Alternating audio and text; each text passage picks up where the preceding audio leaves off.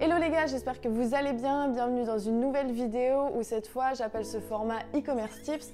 Et dans cette vidéo, je vais vous parler de comment on est passé de 0 à 400 000 euros de chiffre d'affaires en 5 mois. Pour ceux qui ne me connaissent pas, je m'appelle Lynn, je fais du e-commerce depuis 3 ans et il y a 6 mois, j'ai décidé d'arrêter ma structure d'agence, le mannequinat, pour me refocus au e-commerce. Donc ici, on crée des marques, on les optimise et surtout on les scale. Dans cette vidéo, je vais vous détailler comment on est passé d'un site et d'un produit qu'on a lancé en juillet qui était complètement break-even à du coup une marque aujourd'hui qui a fait 400 000 euros de chiffre d'affaires en seulement 5 mois. Donc je vais vous détailler absolument tout ce qu'on a fait, tout ce qu'on a testé et tout ce qu'on a entrepris pour faire perdurer la marque dans le temps et surtout on va parler des chiffres, du bénéfice qu'il en reste et aussi un petit peu d'optimisation fiscale. Vous verrez que dans toutes les stratégies que je vous présente, c'est pas des boutiques qui sont sur le court terme qu'on va lancer sur du TikTok très rapidement ou du Snapchat, c'est vraiment des boutiques qu'on lance sur le long terme et c'est clairement l'objectif de cette chaîne YouTube et de tout ce qui va s'en suivre. So let's go, on commence directement dans le vif du sujet. Du coup on retourne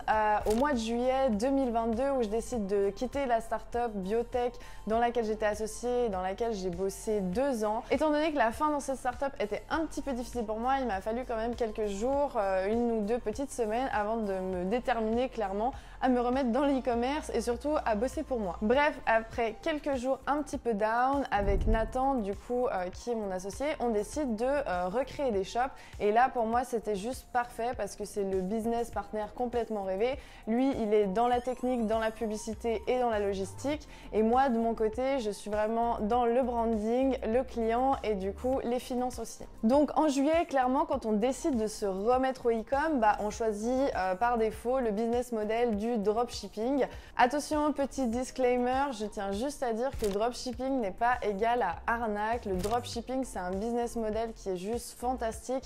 Bien évidemment il y a des gens qui en ont abusé et qui en abusent encore, mais le dropshipping c'est un business model qui est extraordinaire déjà parce que c'est très rapide, tu peux tester un produit, une audience de manière rapide et surtout sans grand financement. Donc comme je vous le disais au début, l'objectif c'est clairement de créer des marques à la fin, de les optimiser et de les scaler. Donc de nouveau une vision qui est long terme. Donc si tu as envie de lancer un produit, une marque et de le tester assez rapidement avec sans trop de moyens financiers, clairement le dropshipping c'est un business model qui est magnifique, mais vraiment oublie pas, garde en tête, le dropshipping c'est une transition vers la marque. Bon let's go, l'aventure elle commence, on commence en juillet et ceux qui savent quand tu lances des produits en dropshipping, en fait c'est pas forcément le premier qui fonctionne, mais heureusement moi et Nathan on a quand même déjà beaucoup d'expertise dans le e-commerce et du coup on a dû tester je pense 1 ou 2 produits avant de trouver ce produit là qui a commencé à vendre assez rapidement. Donc dans l'ordre des choses, on commence par trouver le produit, à créer la boutique, nos créatifs publicitaires et sans tarder on lance du coup nos testings sur du Facebook. Donc pourquoi on choisit Facebook plutôt qu'une autre régie publicitaire? Simplement parce que le produit était propice à cette régie publicitaire et non à du TikTok, à du Google ou à autre chose et surtout nous on avait du budget à investir pour tester le produit donc c'est clairement une régie publicitaire où il y a beaucoup de monde et c'était vraiment ce qui nous convenait. Donc comme je vous disais, assez rapidement on lance le produit, on le teste sur Facebook et on a des ventes. Sauf qu'à ce moment-là, on est break-even. C'est-à-dire qu'on ne fait pas de bénéfice, mais on n'est pas en perte non plus. Donc pourquoi on est break-even? Simplement parce qu'on a lancé ça très rapidement pour tester. Mais quand il y a des ventes comme ça, et même si on est break-even, on s'est dit qu'il y avait peut-être quelque chose à faire. Et que du coup, là, c'était le moment où il fallait se poser, il fallait analyser, il fallait brainstormer pour savoir ce qui allait pas et comment est-ce qu'on arriverait à optimiser tout ça pour commencer à avoir des résultats qui étaient intéressants et en tirer surtout du bénéfice. Donc là, pour optimiser, c'est assez simple. On optimise le copywriting, on optimise nos offres, on commande le produit, on fait une production de contenu pour faire nos propres créatives.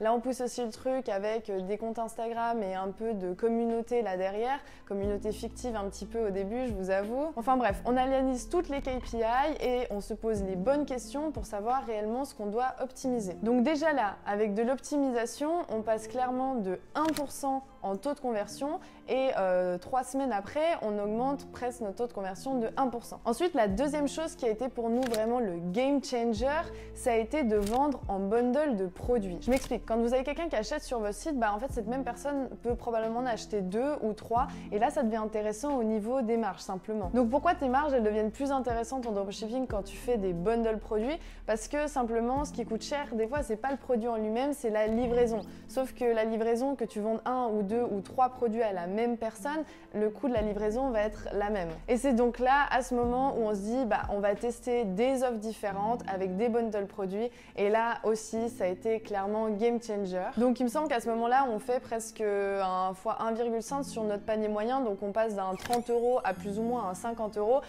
en 2 semaines, c'est clairement énorme. Ensuite l'autre KPI qui était importante à optimiser, c'était nos ROS simplement sur nos publicités Facebook.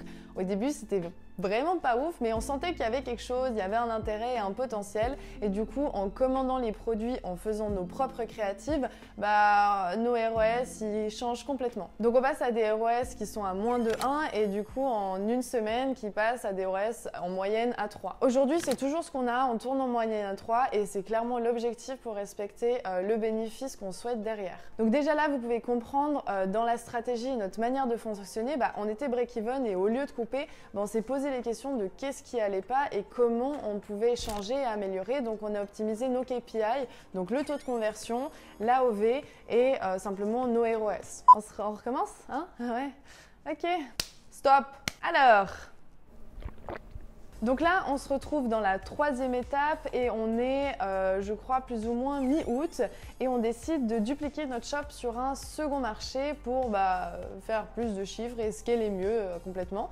Et du coup, on ouvre une 2e boutique et on lance nos testings. Et là, les testings, les gars, c'est la fête, c'est pump it up, je vous jure, on n'y revenait pas. Donc quand je vous dis qu'on lance un nouveau marché, on duplique, en fait, on copie-colle ce qu'on a fait sur le second marché. Et là, en fait, avec toutes les optimisations qu'on a mises, le taux de conversion est juste excellent, le panier moyen est excellent aussi.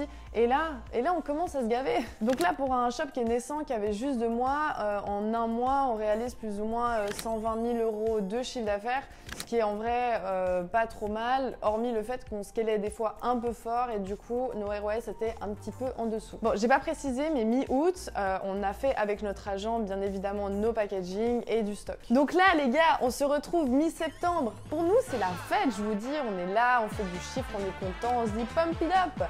Donc de mi-septembre à mi-octobre, il nous arrive quelque chose que tous les commerçants connaissent et en fait, je me suis rappelé pourquoi j'avais arrêté le e-commerce et surtout le dropshipping.